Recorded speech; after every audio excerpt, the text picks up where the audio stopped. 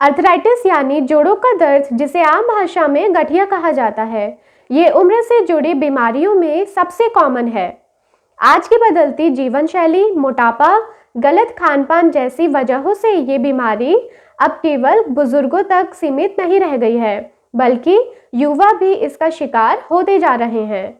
Arthritis का सबसे ज़्यादा असर घुटनों में और उसके बाद कूल्हों की हड्डियों में दिखाई देता है। ये एक ऑटो इम्यून बीमारी है। फैमिली हिस्ट्री है तो इसके होने के चांस काफ़ी ज़्यादा होते हैं। इसमें कोहनी, कलाई, उंगलियां, पैर के छोटे जोड़ में कहीं भी दर्द और अकड़न हो सकती है। नमस्कार दोस्तों, मैं डॉक्टर सोनम आप सभी का स्वागत करती हूँ मेरे इस यूट्यूब चैनल पर। आज हम बात करेंगे जॉइंट पेन यानी कि जोड़ों के दर्द के बारे में, जिसे आम भाषा में गठिया भी कहा जाता है। तो वीडियो को शुरू करने से पहले अगर आप मेरे चैनल में नए हैं तो सबसे पहले आप मेरे चैनल को सब्सक्राइब कर दीजिए, ताकि मैं जब भी आप लोगों के साथ कुछ इन्फॉर्मेशन शेयर करना चाहूँ तो आप लोगों को तुरंत पता चल जाए। तो चलिए वीडियो को स्टार्ट करते हैं। Let's get started. जोड़ों का दर्द क्या है? जोड़ हमारे कंकाल यानी कि स्केलेटन की दो या दो से अधिक बोन्स को जोड़ने वाले शरीर के अंग हैं और इनके कारण ही हमारी बॉडी कोई मूवमेंट कर पाती है। जोड़ों का दर्द शरीर के जोड़ों जैसे घुटनों, कंधों और कूल्हों में पीड़ा, दर्द और कष्ट के लिए इस्तेमाल किए जाने वाला शब्द है। अब जानते हैं कि जोड़ों के दर्द के साइन एंड सिम्टम्स क्या क्या हैं। पेशेंट को वीकनेस महसूस होगी, जो जॉइंट्स होंगे उनमें स्वेलिंग और स्टिफनेस होगी, मतलब जोड़ों में अकड़न महसूस होगी। जो जॉइंट्स हैं वो कमज़ोर हो जाएंगे और जॉइंट्स में रेडनेस दिखेगी और साथ में जोड़ों की चटकने की आवाज़ आएगी और हाथों में, गर्दन में, कंधों में, कूल्हों में, घुटनों में या जोड़ वाले किसी भी अन्य हिस्सों में तेज़ दर्द महसूस होगा। अब जानते हैं कि जोड़ों में दर्द के क्या क्या कारण हैं।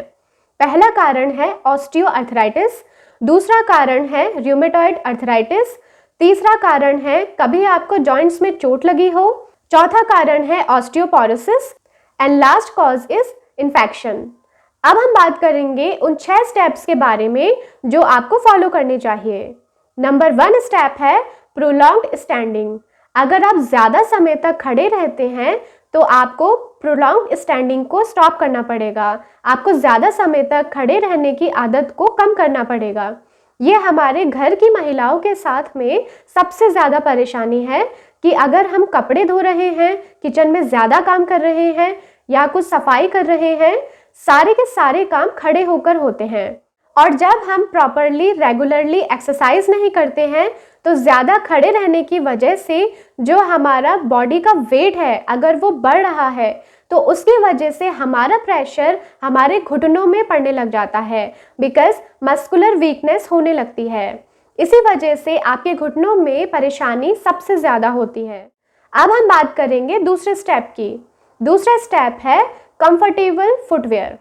अगर आप एक कंफर्टेबल फुटवेयर पहनती हैं, स्पेशली जो हमारे घर में पहनने वाली स्लीपर्स है, और अगर आप रेगुलरली स्लीपर्स पहन रहे हैं या अच्छे स्लीपर्स पहन रहे हैं तो घुटनों के दर्द में आपको सबसे ज़्यादा आराम आएगा, स्पेशली उन पेशेंट्स में जिनको अभी अभी कुछ समय से घुटनों का दर्द शुरू हो गया है। तो ऐसे में करना क्या है? नॉर्मली सबसे बड़ी जो प्रॉब्लम है वो घर वाले लोगों के संग में है कि रबड़ की चप्पल पहनेंगे या फोम की चप्पल पहनेंगे, और अगर चप्पल दबती जा रही है तब भी उस चप्पल को आगे कंटिन्यू करते हैं। इसी वजह से घुटनों का दर्द ज़्यादा होता है, क्योंकि प्रेशर की वजह से जो चप्पल आपकी दब रही है, जब चप्पल दब गई तो वो जो प्रेशर है उस प्रेशर को बाइफरकेट नहीं कर पाएगी, और जब उस वेट बेयरिंग एरिया को बाइफरकेशन नहीं मिलेगा तो फिर आपको वापस उसी वजह से पेन शुरू हो जाएगा। तो यहाँ पर करना क्या है? सिलिकॉन स्लीपर्स पहनिए, और अगर आप फोम रबर के स्लीपर्स पहनते हैं तो अगर आपको लगता है सॉफ्ट चप्पलें हैं तो वेल एंड गुड है, अदरवाइज आप अपने स्लीपर्स को चेंज कर दीजिए। तीसरा स्टेप है जो प्रॉपर विटामिन्स का इंटेक है आपको बढ़ाना पड़ेगा। कौन से विटामिन्स का? स्पेशली विटामिन D3 और विटामिन B12। विटामिन B12 किसके लिए ज़रूरी है? मांसपेशियों और नसों के लिए, जिससे कि आपके थाइस मसल्स जो हैं, जो आपके काफ मसल्स हैं, उसमें ताकत बनी रहे। जो नसों की कमजोरी है उसकी वजह से वहाँ पर जो स्टिफनेस आ रही है, जो वीकनेस आ रही है, उसमें इम्प्रूवमेंट आने लग जाए। तो आपको विटामिन B12 फ्रूट्स के थ्रू भी मिल सकता है। आप मल्टी विटामिन भी ले सकते हैं, पर मैं रिकमेंड करती हूँ आप रेगुलरली फूड लीजिए, फिर किसी भी मल्टीविटामिन की नीड नहीं पड़ेगी। विटामिन D3 बहुत ज़्यादा इसेंशियल है। आप चाहें तो धूप में बैठकर सिकाई करके भी ले सकते हैं, पर इंडियन कंडीशंस में उसकी वजह से भी विटामिन D3 की जो कमी है वो पूरी नहीं हो पाती है। तो आप विटामिन D3 की जो मेडिसिन्स अवेलेबल हैं, सैशे के फॉर्म में या टैबलेट्स के फॉर्म में या फिर किसी भी तरह के लिक्विड के फॉर्म में, आप किसी भी फॉर्म में ले सकते हैं, उससे इम्प्रूवमेंट आएगा। जो मिनिमम रिक्वायरमेंट है विटामिन D3 की, that is 50,000 microns in a week, जो कि आपको लेना चाहिए। अब बात करते हैं फोर्थ स्टेप की, दैट इज़ रेगुलर एक्सरसाइज। और रेगुलर वो वाली एक्सरसाइज जो कि रिजल्ट इन अ डे हो। तो रिजल्ट इन अ डे का मतलब है कौन कौन सी एक्सरसाइज करनी चाहिए। पहले तो ये समझना ज़रूरी है, वॉक बहुत ज़रूरी है। वॉक आपको डेली करनी है, आधा घंटा सुबह, आधा घंटा शाम को करनी चाहिए। अगर आप रेगुलरली इतनी वॉक कर रहे हैं तो आपके लिए मोर देन सफिशिएंट है। दूसरा, आपको अपने थाइस और अपने काफ मसल्स के लिए योग प्राणायाम या फिर एक्सरसाइजेस करनी चाहिए। आप अगर अपने थाइस, अपनी काफ मसल्स की एक्सरसाइज रेगुलरली करेंगे तो आपको घुटनों के दर्द में ज़्यादा आराम आएगा। अब जो नेक्स्ट बहुत इंपॉर्टेंट स्टेप है वो है कैसे आप अपने आर्टिकुलेशन या अलाइनमेंट जॉइंट्स जो गड़बड़ हो जाती है उसे कैसे ठीक करें। जब आप अपने जोड़ों की दिक्कत लेके डॉक्टर के पास जाते हैं तो वो इन्वेस्टिगेशंस करवाते हैं, that is X-ray, knee joint bilateral standing. यानी कि आपके जो भी डॉक्टर होंगे वो कहेंगे कि आप खड़े होकर अपने दोनों घुटनों का एक्सरे करवाइए आगे पीछे की तरफ से, यानी कि AP view and lateral view, यानी कि साइड की तरफ से। तो यहाँ पे टोटल 4 एक्सरे लेते हैं।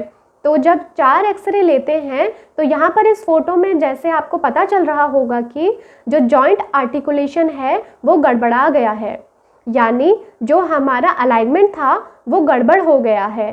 तो जब अलाइनमेंट गड़बड़ हो जाएगा तो क्या होगा, घुटने चलने में तकलीफ होगी और कट-कट की आवाज़ आने लग जाएगी। उसके साथ में पेशेंट को जो स्टिफनेस है वो बहुत ज़्यादा हो जाएगी, जो फ्री फ्लोइंग घुटने का मोशन है वो कम हो जाएगा।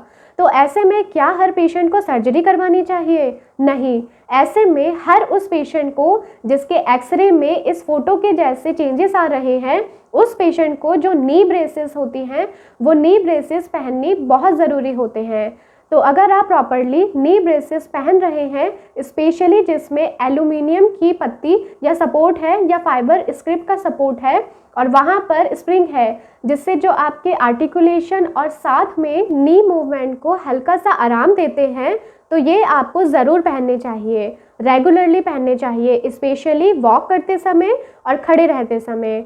आपको इन ब्रेसेस का यूज़ ज़रूर करना चाहिए, जिससे आपके पेन में बहुत आराम आने लग जाएगा। लेकिन ये सिर्फ एक दिन का प्रोसेस नहीं है, ये धीरे धीरे करके इम्प्रूवमेंट आएगा। अब अगला स्टेप आ जाता है दवाइयों का। दवाइयों का क्या रोल है पहले तो आप ये समझिए, और कौन सी दवाइयाँ इंपॉर्टेंट हैं ये समझिए। दवाइयों का रोल है सिर्फ 30%, 70% है इससे पीछे बताए गए सारे स्टेप्स का रोल।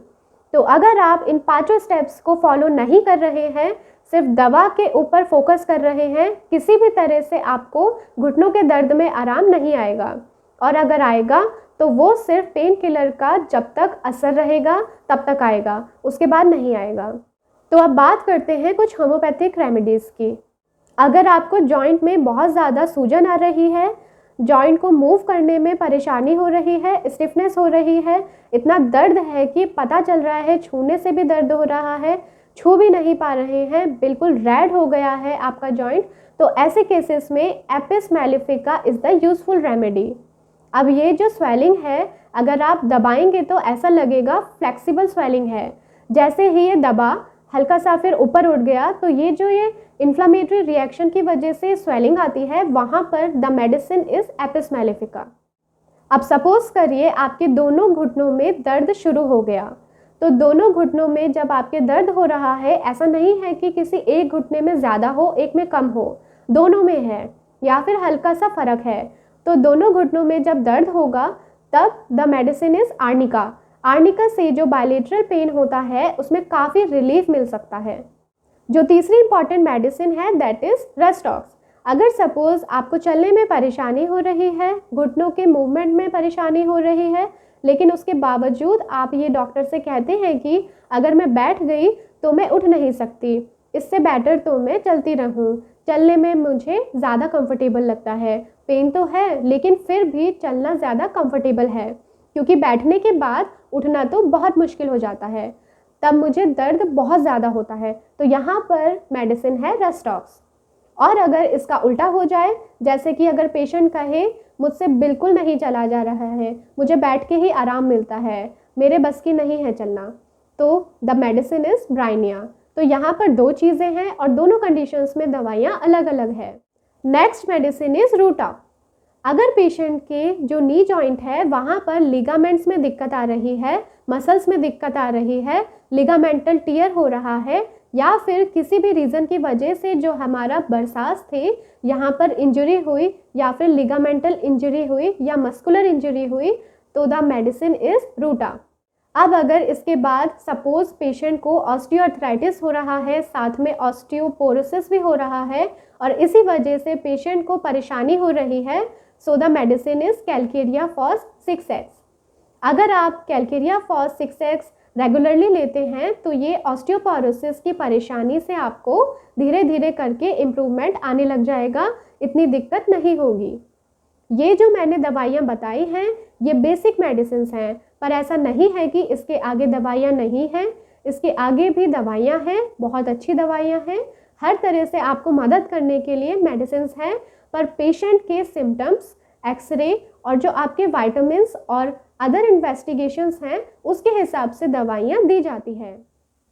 सो आई होप मैंने आज जॉइंट पेन के ऊपर आप लोगों को जो भी जानकारी दी है आपको समझ आई हो, पसंद आई हो। अगर आप लोगों को मेरी आज की वीडियो अच्छी लगी हो तो मेरे चैनल को लाइक, शेयर और सब्सक्राइब ज़रूर कीजिएगा। Thank you so much.